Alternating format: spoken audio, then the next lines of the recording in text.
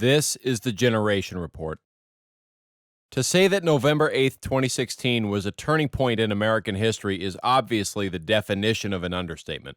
But amidst the day's political fallout and the reactions by the American public and the media, there is a smaller group whose response to that day was less immediately apparent, but every bit as significant. Intellectuals have been operationally defined by Thomas Sowell as people whose occupations deal primarily with ideas. And over the past 6 years, the ideas, writings, and language of intellectuals have left an enormous imprint on America's politics and public discourse. With the elections to save American democracy now just completed, this episode will focus on a few especially prominent intellectuals who have been instrumental in creating and feeding the Save Democracy mania. Before I begin, I should mention that I've discussed John Meacham and Michael Beschloss enough in this series already that the focus here will remain on others. That's a good thing for lots of reasons. At any rate, on to the others. Stephen Levitsky and Daniel Ziblatt are professors of government at Harvard. Timothy Snyder is a professor of history at Yale. Jason Stanley is a professor of philosophy at Yale. Ruth Ben-Ghiat is a professor of history at NYU. Barbara F. Walter is a professor of political science at UC San Diego.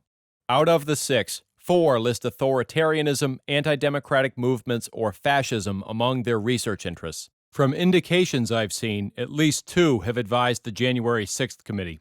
All 6 have appeared on major cable news programs and are published in the major online media. And between 2017 and early 2022, all 6 published best-selling books which described America's political situation the same way, in the direst terms possible. The cornerstone work of political thought published in the last 6 years is clearly Stephen Levitsky and Daniel Ziblatt's How Democracies Die. The book's organizing premise, held up by the historical and contemporary examples it cites, is that democracies cease to be democracies when parties and leaders violate what Levitsky and Ziblatt call the rules of the game, rules which they conveniently define themselves. Throughout the book, these rules are discussed with references to guardrails and democratic norms, and dangers to democracy are evoked with words like subverting and backsliding. When these dangers threaten to end democracy, write Levitsky and Ziblatt, reducing partisan polarization is crucial, and is best achieved by one party, the right one, obviously, setting out to, quote, restructure the political landscape. Reading Timothy Snyder's book On Tyranny, as well as his next work, The Road to Unfreedom, you could be convinced American democracy is in trouble because it has moved from what Snyder calls a politics of inevitability toward what he calls a politics of eternity. It's Snyder's way of saying that the belief in the end of history paved the way for sinister forces in America afterward, forces he claims were imposed from the outside. On Tyranny is presented as a list of lessons for readers. Lesson number 10, Believe in Truth, reads in part, Fascists despised the small truths of daily existence, loved slogans that resonated like a new religion. Post-truth is pre-fascism. If you're curious as to what constitutes fascist politics, Jason Stanley's How Fascism Works is your guide. To summarize, it is everything that flies in the face of Stanley's conceptions of truth, free speech, reason, and facts. If you're searching for the ultimate personality sketch of what makes an authoritarian megalomaniac, Ruth Ben-Ghiat's Strongmen, Mussolini to the Present has you covered there. I think the unifying inspiration for all these works should be fairly obvious. But inspiration or not, in combing a sample of the many writings this band of 5 has left elsewhere, any notion that their sole target and focus was one former president quickly disappears.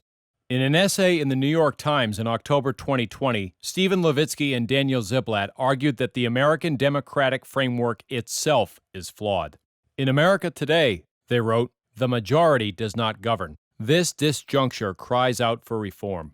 To that end, Levitsky and Ziblatt have lobbied for the elimination of the Electoral College, among other changes.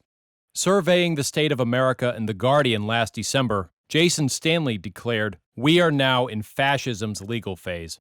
One would think, in making such a charge, that the person behind it would define the term fascism. But Stanley didn't, and this was not an isolated omission. In How Fascism Works, where the words fascist politics are mentioned at least 90 times, Stanley never defines the word fascism. He does, however, offer interesting thoughts about free inquiry on college campuses, specifically on page 46. Not to be outdone, Ruth Ben-Ghiat has shown little hesitation in calling every politician or cable news host she doesn't like a fascist or a strongman or a bully. Ben-Ghiat also publishes a newsletter on Substack.com called Lucid. You can see some of the topics she has discussed there on the screen.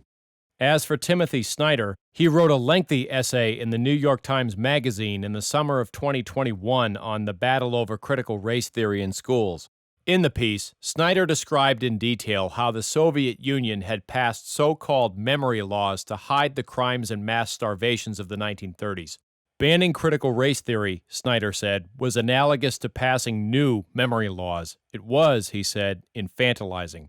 Make no mistake, Timothy Snyder is an adult, and if you disagree with him, you're not. Leader. Well, tell them what it was. Oh, okay. So, I'll tell you. I know. Tell them. All right. So, if you insist. So you get the picture. Some of America's most prominent intellectuals see fascism everywhere, have lobbied for major constitutional change, or both. But there's one name I mentioned in the beginning whose work I haven't addressed yet, and it's for a reason. Apart from the others, Barbara F. Walters' name and work have only risen to wide media and public attention in the past year. Walter serves on a panel called the Political Instability Task Force, which advises the CIA about conflict hotspots around the world. This past January, she published a book based on her research entitled How Civil Wars Start. If it has seemed like talk of civil war has been far louder this year than last year, now you know why. As I record this, election results are about to come in. I've wanted to tackle this subject for a long time because it brings together many issues which glean insight about the moment in history we're living through. Since I began this series, I've read lots of books and essays, but reading Barbara F. Walters' How Civil Wars Start shocked me. I think it's because reading it crystallized, for me, one of the main reasons this crisis is going the way it is. There simply isn't any doubt that in the culture, in the media, in academia, and in politics today, one overarching worldview dominates. Since intellectuals reside at the crossroads of those spheres, it's no wonder so many of them share that very worldview. And in the books I discussed here, 4 of that worldview's hallmark beliefs appear again and again. Number 1, the world is clearly divided between good and bad people. Number 2, a society is clearly divided between deserving and undeserving people. Number 3, institutions fulfill their stated ideals when in the hands of the right people. Number 4, the wrongs in the recent past and the wrongs of history were committed by unenlightened people. I don't know what's going to happen once the votes are tallied and the results are final, but I'm pretty sure of 2 things. More people will acknowledge that history is cyclical, and more people will know what this question and response from back in 2009 was all about. The question here is simple. Are we becoming a nation of intellectuals? I hadn't thought of that. It's a chilling thought. Thank you for listening. If you enjoy this series, please like this episode, subscribe to the channel, and share both with as many people as you can. I'm Paul Zimi Finn. May God bless America.